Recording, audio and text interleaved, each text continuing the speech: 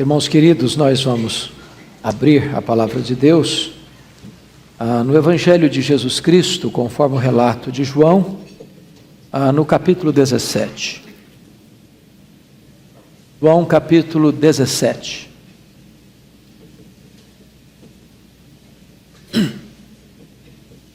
Versos 1 a 26. A oração sacerdotal de Jesus.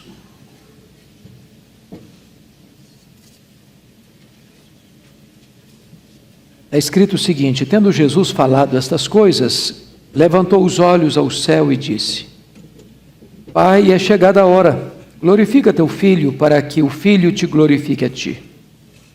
Assim como lhe conferiste autoridade sobre toda a carne, a fim de que ele conceda a vida eterna a todos os que lhe deste. E a vida eterna é esta: que te reconheçam a ti, o único Deus verdadeiro, e a Jesus Cristo a quem enviaste. Eu te glorifiquei na terra, consumando a obra que me confiaste para fazer. E agora glorifica-me, ó Pai, contigo mesmo, com a glória que eu tive junto de ti, antes que houvesse mundo. Manifestei o teu nome aos homens que me deste do mundo, eram teus, tu nos confiaste, e eles têm guardado a tua palavra. Agora eles reconhecem que todas as coisas que me tens dado provêm de ti, porque eu lhes tenho transmitido as palavras que me deste, e eles as receberam, e verdadeiramente conheceram que saí de ti, e creram que tu me enviaste. É por eles que eu rogo, não rogo pelo mundo, mas por aqueles que me deste, porque são teus.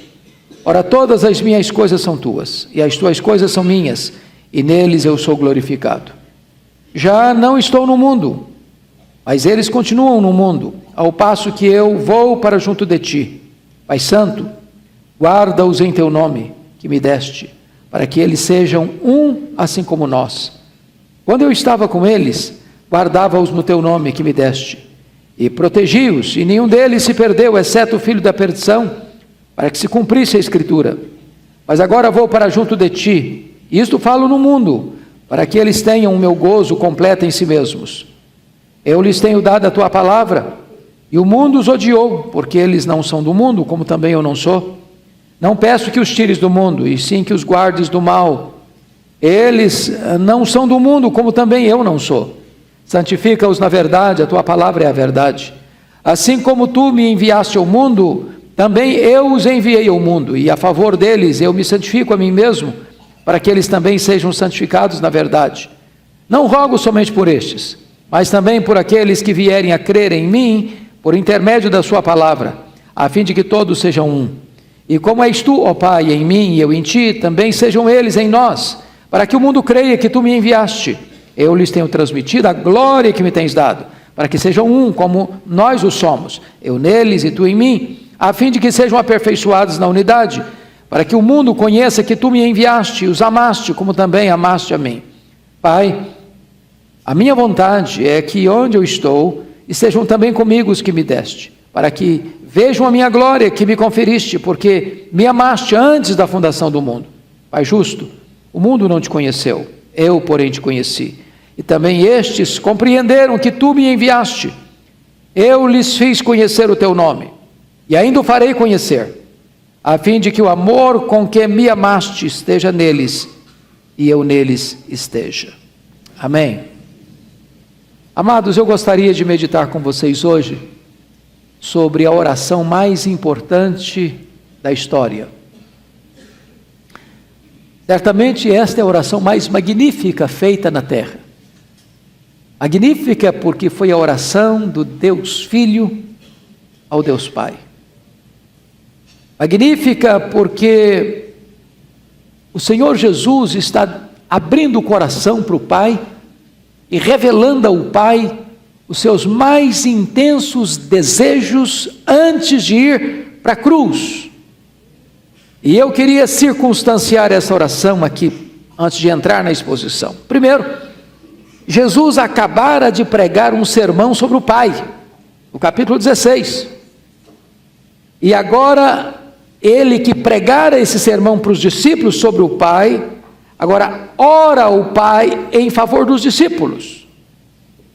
Em Jesus, pregação e oração sempre caminharam juntos. Aqueles que pregam devem também orar. Aqueles que falam de Deus para os homens devem falar dos homens para Deus. Somente tem poder para falar aos homens aqueles que prevalecem diante de Deus em oração. Ele termina encorajando os seus discípulos no capítulo 16: tem de bom ânimo, porque eu venci o mundo. E agora ele fala ao Pai acerca disso na sua oração. Qual é o conteúdo dessa oração? Se você leu atentamente comigo, esta oração está dividida em três súplicas distintas. Nos versos 1 a 5, Jesus ora por si mesmo. E ele diz ao Pai que concluiu sua obra aqui na terra. Nos versos 6 ao 19, ele ora pelos seus discípulos imediatos, pedindo ao Pai que os guarde do mundo e do maligno. E nos versos 20 a 26, ele ora por aqueles que haveriam de crer ainda, ou seja, por você e por mim, pela igreja, para que nós sejamos um nele, a fim de que o mundo pudesse crer que o Pai o havia enviado. E esta unidade da igreja traz glória para o nome de Deus. Qual o contexto imediato em que ele faz essa oração? Ele está no cenáculo. Ele está ministrando aos seus discípulos as últimas lições. Ele já lavou os pés dos discípulos. Ele já instituiu a ceia. Ele já falou da casa do Pai. Ele já falou da sua segunda vinda. Ele já falou do céu. Ele já havia desmascarado Judas Iscariotes. Ele já havia falado para os seus discípulos que eles seriam dispersos. E agora ele está a caminho do Getsêmani, onde seria preso, e onde seria levado para o julgamento, e levado à morte, morte de cruz. E é nesse contexto que ele levanta os seus olhos aos céus e conversa com o Pai. E é muito importante entender a ênfase desta oração. Ele não pede absolutamente nada para os seus discípulos em termos de bens materiais, ou de livramento de qualquer sofrimento. Ele não pede bênçãos terrenas. Toda a sua oração está focada nas bênçãos espirituais e celestiais. Não pede riquezas, não pede honra, não pede influência política no mundo, mas pede que o Pai guarde os seus discípulos do mal, guarde os seus discípulos do maligno, e que eles sejam santificados pela palavra, e que eles possam ser um para que o mundo possa crer. Eu poderia então, à luz desse texto, resumir os pedidos de Jesus em 4 áreas distintas. Primeiro, ele pede e instrui sobre salvação, depois de segurança, depois sobre santidade, depois sobre unidade. Vamos olhar então esse texto. Com a Bíblia aberta comigo, acompanhe por favor a exposição. Primeiro, ele trata de salvação nos versos 1 a 5. E ele começa dizendo que o instrumento da salvação é a cruz.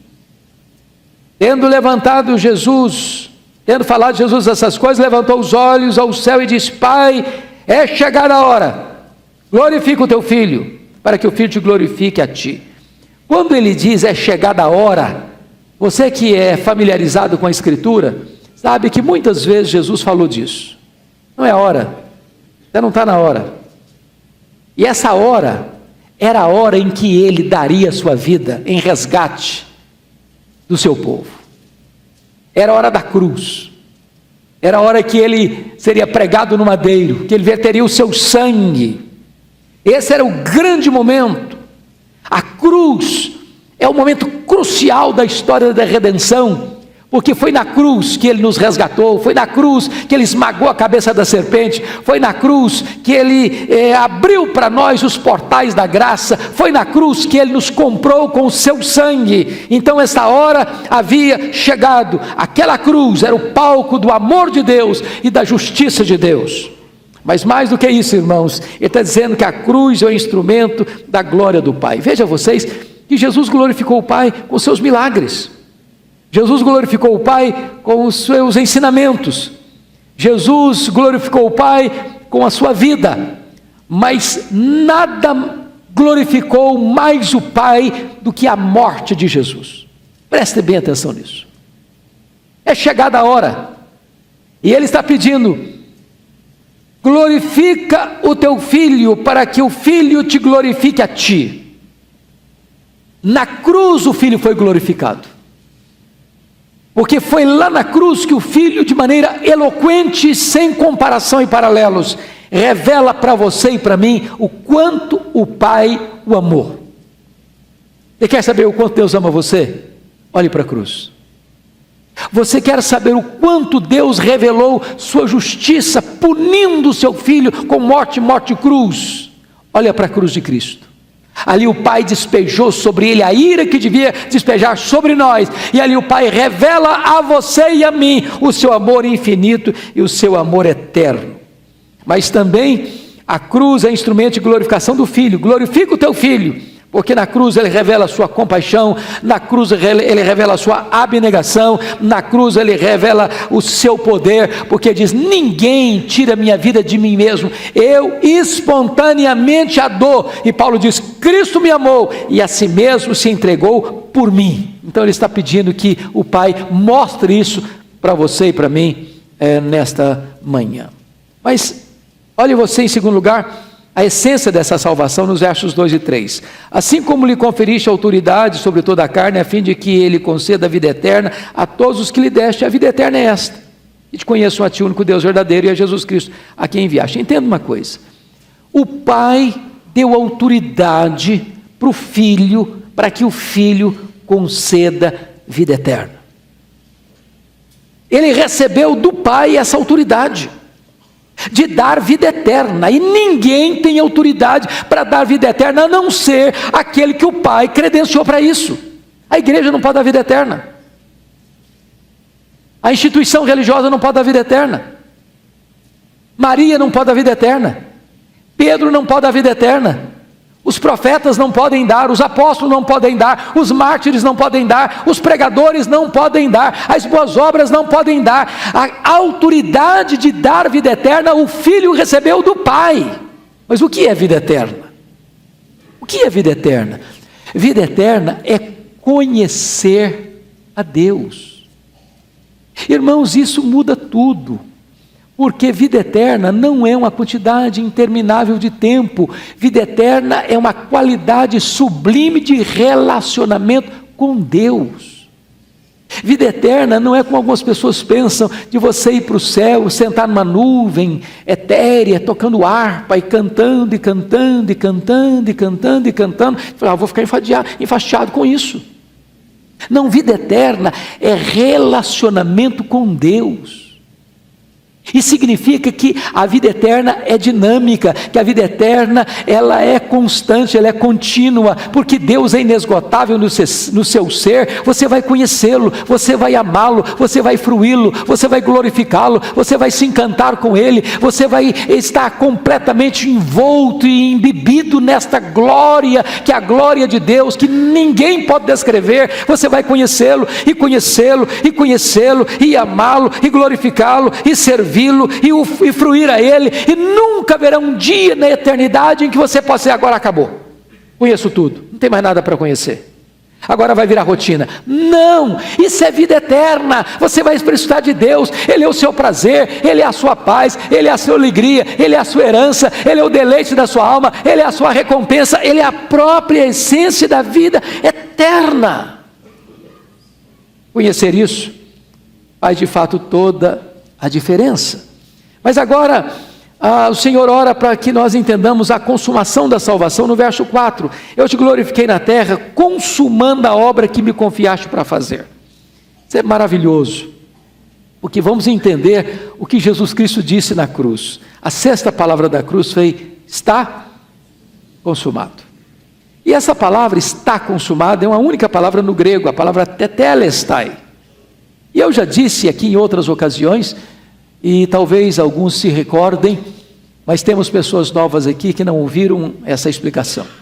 A palavra tetelestai, quando trata da consumação da salvação, ela era uma palavra que tinha 3 significados muito importantes na língua grega. Primeiro, Quando um pai encarregava um filho de uma missão específica e o filho concluía essa missão, ele voltava para o pai e dizia assim: papai, tetelestai. Pois o pai confiou ao filho uma obra: vir ao mundo, se fazer carne, morrer na cruz, ressuscitar, voltar para o céu, concluir essa obra. Essa obra seria concluída na cruz. Ali ele pagou o preço, ali ele quitou a nossa dívida, ali ele comprou-nos com seu sangue. Então o filho está dizendo para o pai assim: pai, tetelestai, eu concluí a obra que tu me confiaste, eu estou morrendo, vou morrer na cruz por aqueles que tu me deste. Segundo, essa palavra significava tetelestai. Quando você ia a uma agência bancária para quitar um compromisso financeiro e recebia o banco então esse valor correspondente, se batia um carimbo naquela nota promissória com a palavra tetelestai, está pago, quitada a dívida, você não deve mais nada. Quando Jesus está na cruz e ele está representando o que vai acontecer na cruz, ele está dizendo o seguinte: eu estou pagando a sua dívida aqui, você agora não deve mais nada. Agora você está quites com a lei de Deus, agora você está quites com a justiça de Deus, agora você está justificado.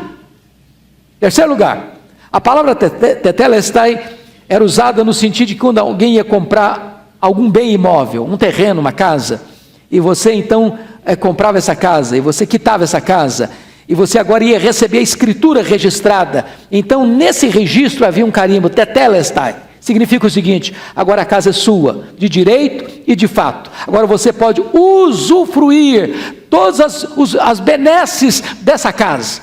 Significa o seguinte: quando Jesus morreu naquela cruz, ele comprou para nós a própria vida eterna. E agora você pode usufruir as benesses da vida eterna, propriedade sua. Por isso Paulo diz a Timóteo assim: Timóteo, toma posse da vida eterna. A sua salvação foi comprada, a sua salvação foi adquirida por você pelo sangue do Cordeiro. Mas há a recompensa dessa salvação no versículo 5, confira comigo.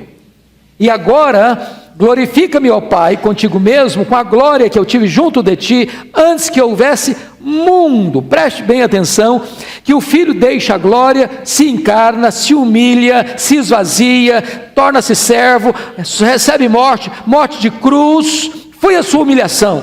E agora ele está dizendo: agora Pai, eu quero retornar ao céu, eu quero retornar à tua presença, eu quero reassumir toda a glória que eu tive contigo antes que houvesse mundo. Agora ele está sendo exaltado sobremaneira e glorificado pelo Pai. Mas esta glória não era apenas para Jesus. Confira comigo, por favor, versículo 24. Você pode ler o 24 comigo em voz alta? Vamos juntos? Pai, a minha vontade é que onde eu estou, estejam também comigo os que me deste, para que vejam a minha glória que me conferiste, porque me amaste antes da fundação do mundo. Agora preste atenção, qual é o tamanho desta glória que o Filho tinha junto ao Pai antes que houvesse o mundo? Pois você e eu vamos ver essa glória. Você e eu vamos participar dessa glorificação. Você e eu vamos contemplar toda esta glória suprema que o Filho tem, porque o Pai o exaltou sobremaneira, lhe deu o nome que está acima de todo nome, e você vai ver, você vai contemplar, você vai usufruir, você vai desfrutar de toda a glória que o Filho tem junto com o Pai por toda a eternidade. Sua salvação não apenas está garantida, mas você vai usufruí-la na sua plenitude máxima. Dito isto, Jesus faz uma transição na sua oração, a partir do versículo 6 ao versículo 14, falando da segurança que nós temos dessa salvação. Se não, vejamos. Primeiro, a nossa segurança está fundamentada na eleição do Pai. Se você notou comigo, e eu quero que você note mesmo, vamos dar uma olhadinha aí. Várias vezes aparece a eleição. Versículo 6. Manifestei o teu nome aos homens que me deste do mundo. Deus deu alguns homens do mundo para o Filho. São os eleitos de Deus. Olha o versículo 8.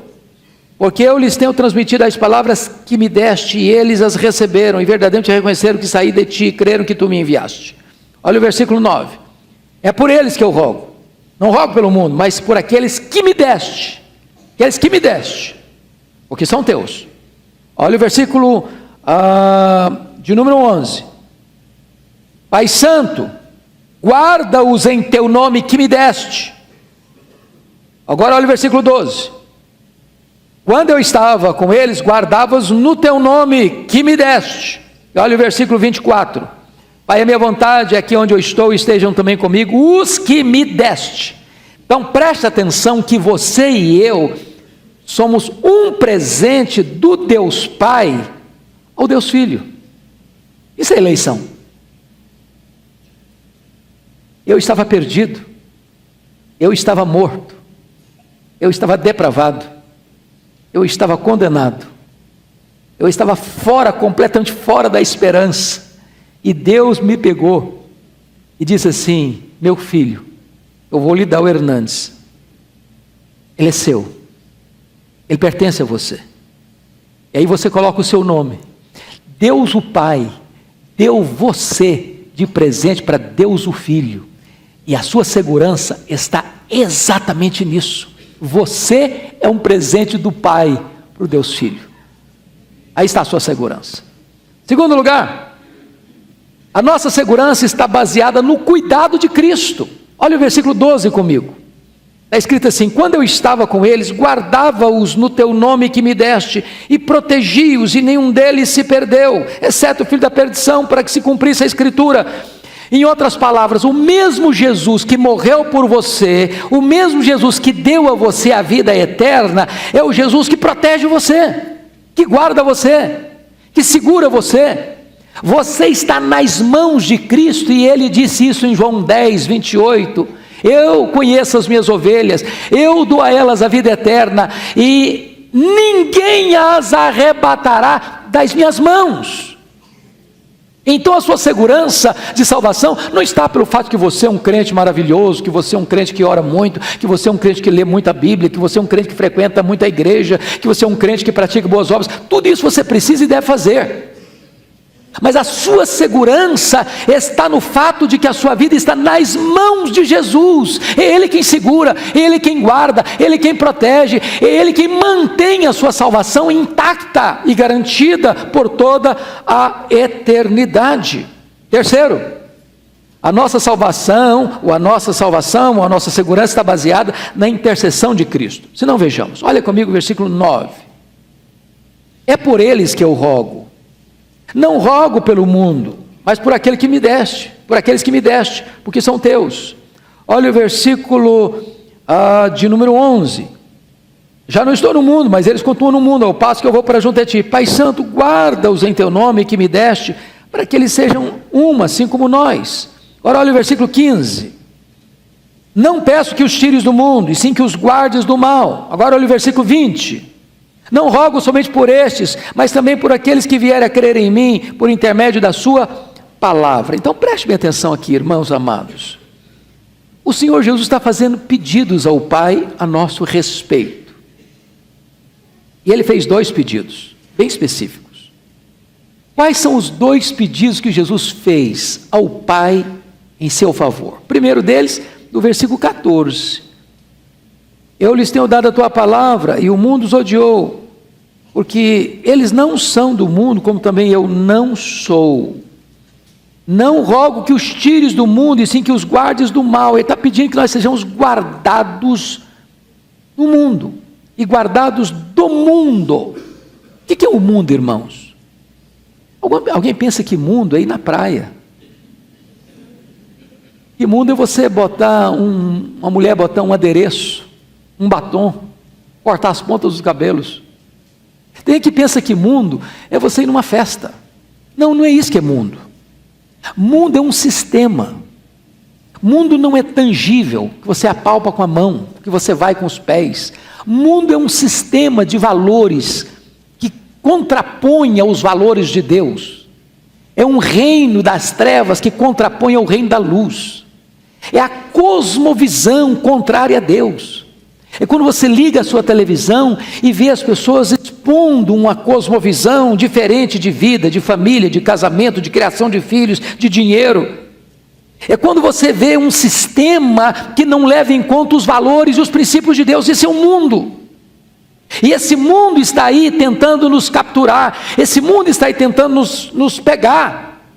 Esse mundo odeia você, nunca ele vai deixar de odiar, porque você é luz e o mundo é treva. Você tem um governo na sua vida, que é o governo de Cristo. O governo do mundo é outro, é do maligno. O mundo jaz no maligno. Então preste atenção aqui. Se você não está sendo perseguido pelo mundo, pergunte se você está sendo um cristão. Eu vou lhe dizer que a amizade do mundo é pior do que a espada do mundo. É por isso que Jesus Cristo disse, a Bíblia diz assim, não ameis o mundo, nem as coisas que há no mundo, porque aquele que ama o mundo, o amor do Pai não está nele. É por isso que Tiago diz assim, infiéis, não sabeis que a amizade do mundo é inimizade contra Deus? É por isso que Paulo diz assim, não vos conformeis com este mundo vai ser seu opositor. Mas Jesus faz outro pedido no versículo 15, olha aí comigo. Não pesque os tires do mundo, e sim que os guardes do mal. A palavra mal aqui deveria ser traduzida melhor por maligno. É a mesma oração do Pai Nosso. Livra-nos do mal. A palavra no original, livra-nos do maligno. Existe um maligno, irmãos. Não só o sistema do mundo é perverso, mas por trás desse sistema existe uma entidade, que é um ser caído, com toda uma corja de demônios atrás. Que Paulo diz, a nossa luta não é contra o sangue e a carne, mas contra principados, potestades, dominadores deste mundo tenebroso, contra as forças espirituais do mal, nas regiões celestes. Existe o maligno, existe o diabo, existe Satanás, seus demônios, que estão aí, nos atacando, nos tentando, nos oprimindo, e Jesus está orando, Pai, livra-os do maligno. Você devia orar todo dia, Pai, livra-nos do maligno. Essa é a oração do Senhor Jesus Cristo, por você e por mim. Pois bem, depois que Jesus trata então da salvação e da segurança da salvação, ele vai tratar da santidade, versículos 15 a 20. Veja bem o que eu vou lhe dizer. A nossa entrada no céu será inteiramente pela graça e não pelas obras, mas o céu em si mesmo não seria céu para nós sem um caráter de santidade. Pense comigo, um crente nominal, não nasceu de novo, mas ele é crente, membro da igreja, foi batizado, segue alguns rituais da igreja, mas o coração dele não está aqui, o coração dele está no mundo. Ele não se deleitaria no céu, porque o céu é um lugar de santidade, o que dá prazer para ele é o pecado. Então, você entra no céu pela graça, mas você só desfruta o céu se você for santo. Sem santidade ninguém verá Deus, porque Ele é santo. Então agora Jesus vai tratar de santidade. A primeira coisa que Jesus trata aqui no texto, somos santificados pela palavra. Olha comigo o versículo 17. Vamos juntos? Leia comigo. Santifica-os na verdade, a tua palavra é a verdade. Meu amado irmão, eu vou fazer uma perguntinha para você. Quanto tempo você dedica num dia de 24 horas para estudar a Bíblia? Porque às vezes, irmãos, a gente usa a Bíblia para vir para a igreja. Aqueles que ainda usam. Voltam para casa, botam a Bíblia num instante ou em cima de uma mesa e fica lá. O resto da semana. Eu já contei uma historiazinha engraçada, mas real, de um pastor que foi visitar uma irmã.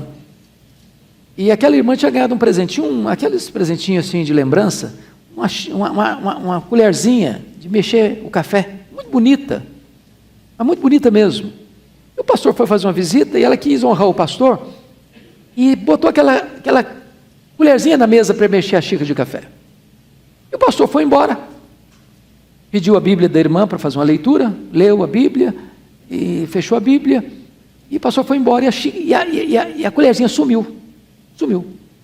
E a mulher ficou muito brava e fez suspeitas do pastor, comentou com ele, falou, pastor, acho que roubou a nossa colherzinha, achou bonita, coitado, fraqueza dele, né?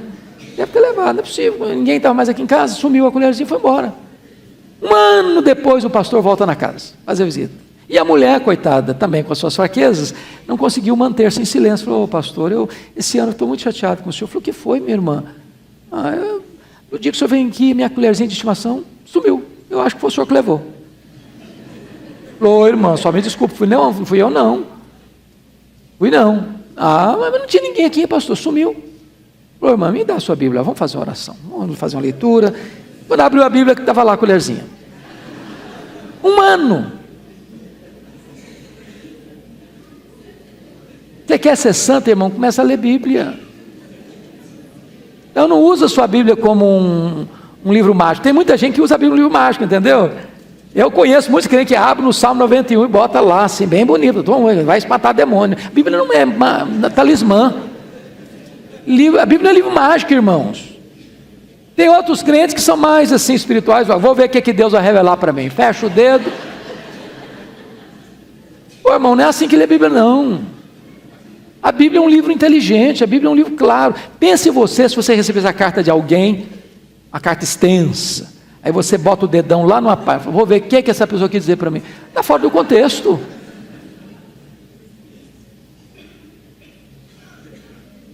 É igual a história do Judas lá, né? Judas foi se enforcar. Cara, ele deu nesse texto, não está bom não. Esse aqui não serve, vou botar o dedo de novo. Vai e faça imediatamente. Opa! Não pode, irmão. Leia a Bíblia, leia, estude, medite. Se você quer ser santo, estude a palavra. Segunda coisa, somos santificados pelo correto relacionamento com o mundo.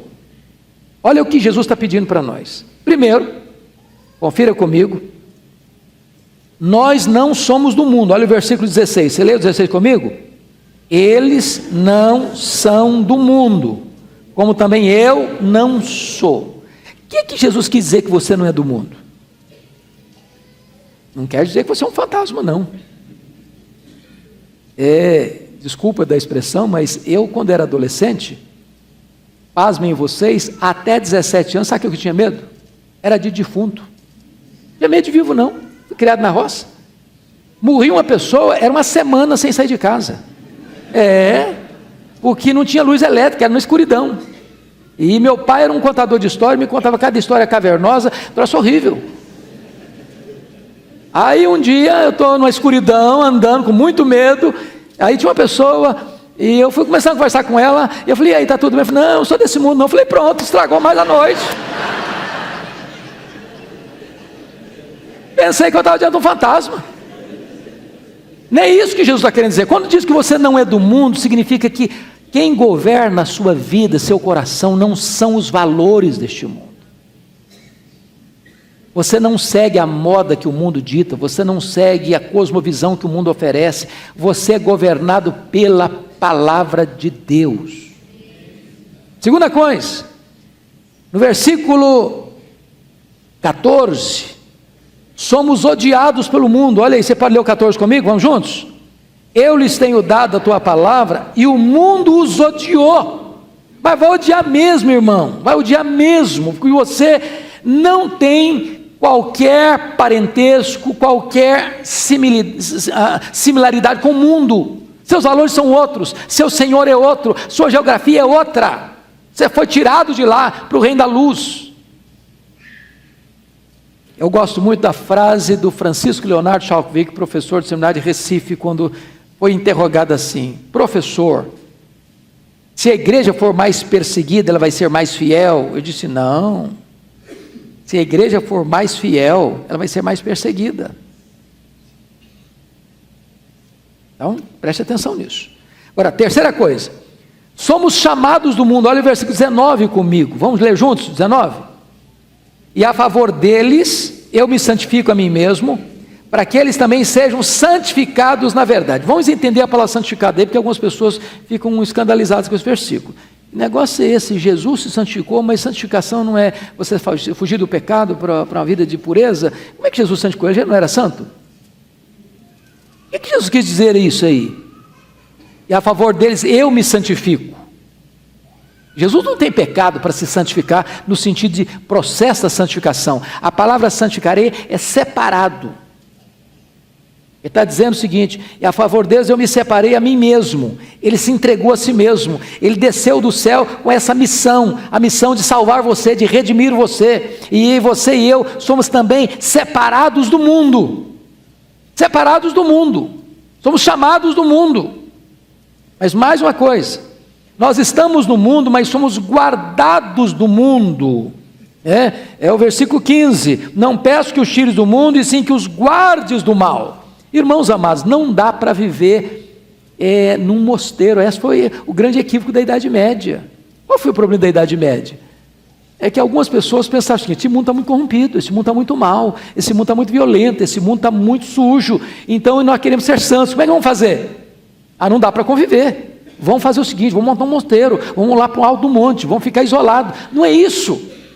Jesus está dizendo para você sair do mundo. Agora não vou ter conta bancária, porque o banco está tendo muito lucro, então também não tem conta no banco. Não, eu também agora não vou comprar naquele supermercado, porque o camarada, não sei de onde foi produzido o produto, pode ser que o cara é satanista e eu vou ficar com medo. Você fica paranoico. Você não saiu do mundo, não. Você está no mundo. Você pega metrô, você pega táxi, você pega Uber, você trabalha, você enfrenta trânsito, você enfrenta poluição, você vive nesse mundo, mas você não é daqui. Você está aqui, mas não é daqui. Aqui não é a sua casa, aqui não é a sua pátria, aqui não é seu lar. Mas mais do que isso, olha comigo o versículo 18. Vamos ler juntos o verso 18, por favor. Vamos lá? Assim como tu me enviaste ao mundo, também eu os enviei ao mundo. Então preste atenção. Você não é do mundo. O mundo é inimigo seu. Você está no mundo. Você é guardado do mundo. Mas você que foi chamado do mundo é enviado de volta ao mundo.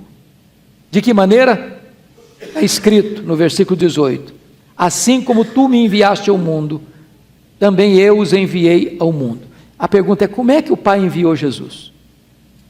Se encarnou. Preste atenção no que eu vou dizer para você não confundir. Tem crente que acha que pelo fato de ser crente ele não pode ter amigos não crentes. Jesus foi o quê? Amigo dos pecadores. Agora eu pergunto a você: Jesus foi influenciado pelos pecadores? Para fazer o que eles faziam? Não. Jesus não foi alguém que se isolou entre quatro paredes, nem ficou num mosteiro. Onde tinha gente, lá estava Jesus. Então nós somos enviados ao mundo, irmãos, para sermos luz, para sermos sal, para nos infiltrarmos, para nos posicionarmos como irmãos, como filhos de Deus, como membros do corpo de Cristo, lá na sua parentela, lá na sua empresa, lá na sua faculdade, lá na sua convivência social, lá nos seus passeios. Você está perto de gente que não é crente, você foi enviado para lá, para ser um embaixador de Deus, para estar ali falando a palavra de Deus, para ser uma bênção nas mãos de Deus. Dessa maneira você vai sendo o quê? Santificado. Mas deixa eu concluir, último ponto. Jesus trata da unidade, versículos 21 a 26. Agora, vamos parar um pouquinho aqui comigo. Vamos entender o que não é essa unidade. Tem muita gente que diz: mas todas as igrejas, não importa a placa que ela tenha, deveriam se unir. É isso que Jesus está falando? Não. Não é uma unidade organizacional. Nós poderíamos unir todas as placas de igrejas e não sermos um ainda. Porque Jesus não está tratando desta unidade organização. Segundo, Jesus não está falando aqui de ecumenismo. O que é ecumenismo? Ecumenismo é quando você diz assim: doutrina divide, amor une. Não vamos discutir doutrina, vamos nos unir. É um perigo, está errado. Por quê? Por que está errado? Porque não tem unidade fora da verdade. Você não cria unidade. A unidade é criada pelo próprio Deus. Você preserva a unidade. Essa unidade é espiritual. Por exemplo,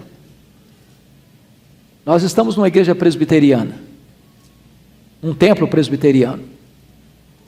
Aí você vai na rua da esquina, tem uma igreja Assembleia de Deus, uma igreja batista, uma igreja metodista, uma igreja congregacional. É outra placa, tem outro sistema de governo, tem algumas nuances secundárias divergentes, mas você é um com essa pessoa. Por quê? Porque só existe uma igreja, não é presbiteriana, não é batista, não é Assembleia de Deus, não é metodista, não é congregacional, não é esta nem aquela. A única igreja que existe, que vai morar no céu, é a igreja formada de todos aqueles e só daqueles que foram lavados no sangue do Cordeiro. Então, é muito importante você entender, para você não criar a ideia de seita. O que é a ideia de seita? A ideia de seita é essa: só eu sou salvo, só eu estou no reino, só eu vou para o céu. A única maneira de você ser salvo é você entrar para a minha igreja, porque só ela é a verdadeira, todas as outras são falsas. Essa ideia é a ideia de seita. A salvação não está nesta igreja, naquela outra igreja. A salvação está em Cristo. Se você está em Cristo, você está salvo. Então, vamos entender o que é isso que Jesus está querendo dizer. Então, vamos lá. Por que nós devemos buscar a preservar esta unidade? Primeiro, porque Jesus pediu isso ao Pai. Vamos dar uma olhadinha? Vamos ver comigo o versículo 11. Parte B. Pai Santo, guarda-os em teu nome que me deste, para que eles sejam um, assim como nós. Então Jesus está pedindo ao Pai, o Deus Filho está pedindo ao Deus Pai essa unidade. Vamos ao versículo 20. Pode ler o 20 comigo? Vamos lá? Não rogo somente por estes, mas também por aqueles que vieram a crer em mim, por intermédio da sua palavra. Então, Jesus está orando para aqueles que haveriam de vir, portanto ele estava orando por você e por mim, para que nós possamos crer, e ao crer fazemos parte da igreja, que é una. Olha o versículo 21, vamos lá? Todos juntos? A fim de que todos sejam um, e como és tu, ó Pai, em mim e eu em ti, também sejam eles em nós, para que o mundo creia que tu me enviaste. E o 22 ainda vai longe, ainda prossegue. Eu lhes tenho transmitido a glória que me tens dado, para que sejam um, como nós o somos. Então, por que nós devemos manter a unidade? Porque o próprio Filho pediu isso para o Pai. Então, preste sua atenção agora. Não entre nesse negócio de ficar brigando com irmãos na fé. Você precisa se opor às heresias, às falsas crenças, às sinagogas de Satanás. Porém, você ficar gastando a sua energia e o seu tempo discutindo ideias com irmãos na fé, ferindo irmãos na fé, machucando irmãos na fé, contraria o que Jesus está pedindo aqui. Sejamos um. Segundo, por que nós devemos lutar pela preservação da unidade? Por causa da nossa origem espiritual. Versículo 21, a fim de que todos sejam um, e como és tu, ó Pai, em mim e eu em ti, também sejam eles em nós, para que o mundo creia que tu me enviaste. Pense o seguinte: Jesus está pedindo que você e eu sejamos um, do mesmo jeito que Ele, Jesus e o Deus Pai são um. Eu pergunto a você, há conflito na Trindade? O Deus Pai às vezes fica contrariado com Deus Filho? O Deus Filho fica contrariado com Deus Pai? Não!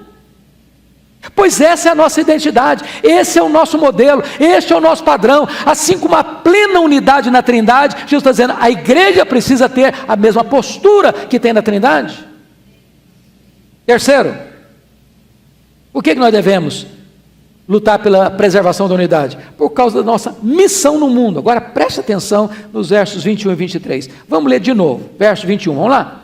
A fim de que todos sejam um, e como és tu, ó Pai, em mim e eu em ti, sejam também eles em nós, para quê? Para que o mundo creia que tu me enviaste. Agora vamos ao 23, vamos lá?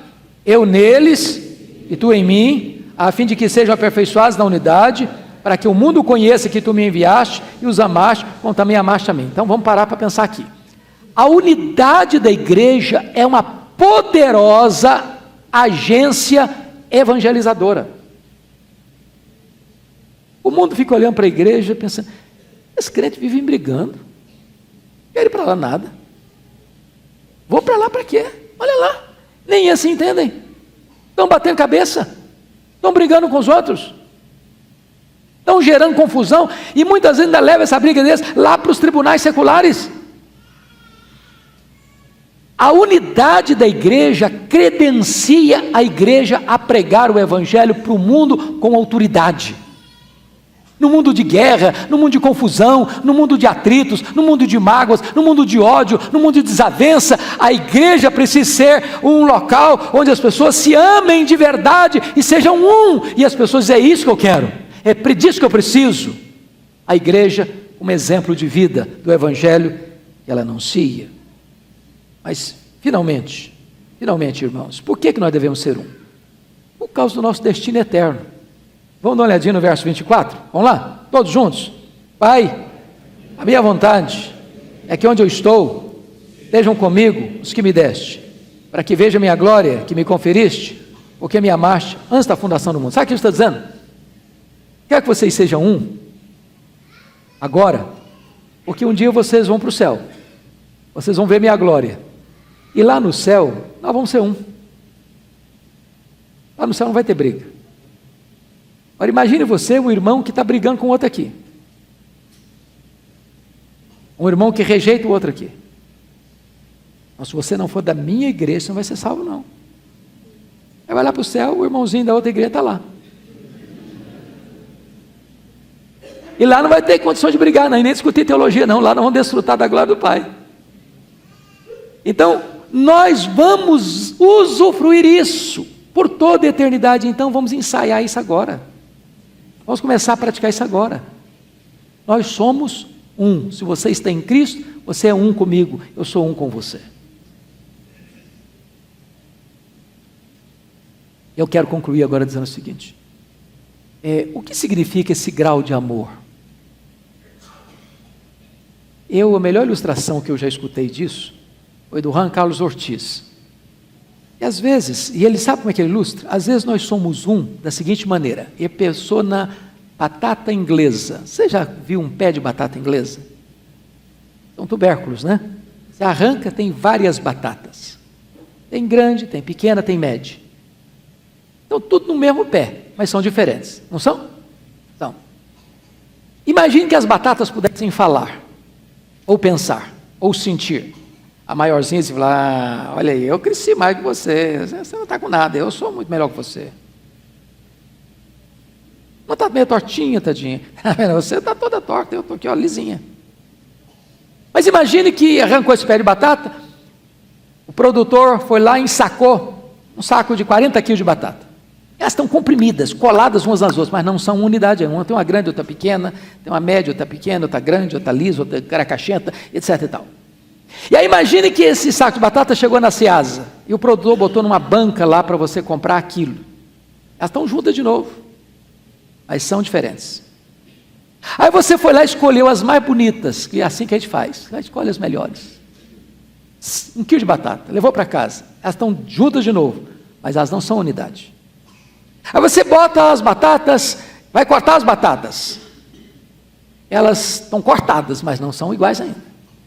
Aí você bota na água e ferve aquilo, e cozinha aquilo, você vai fazer um purê de batatas. Agora se misturam. Agora nenhuma delas pode dizer, não, eu sou melhor que você, não, eu sou mais bonito que você, não, eu sou menor que você, não, eu sou mais liso que você, nada disso. Ser um é isso. E Deus espera que nós sejamos como um purê de batatas, onde nenhum vai olhar para o outro, senão eu sou melhor que você, eu sou mais crente que você, eu sou mais bonito que você, eu sou mais inteligente que você, sou mais espiritual que você. Somos um. E que Deus nos ajude para que o pedido que o Deus Pai fez ao Deus, o Deus Filho fez ao Deus Pai, possa ser vivenciado por você e por mim nesta manhã do Dia dos Pais. Vamos ficar em pé e vamos orar.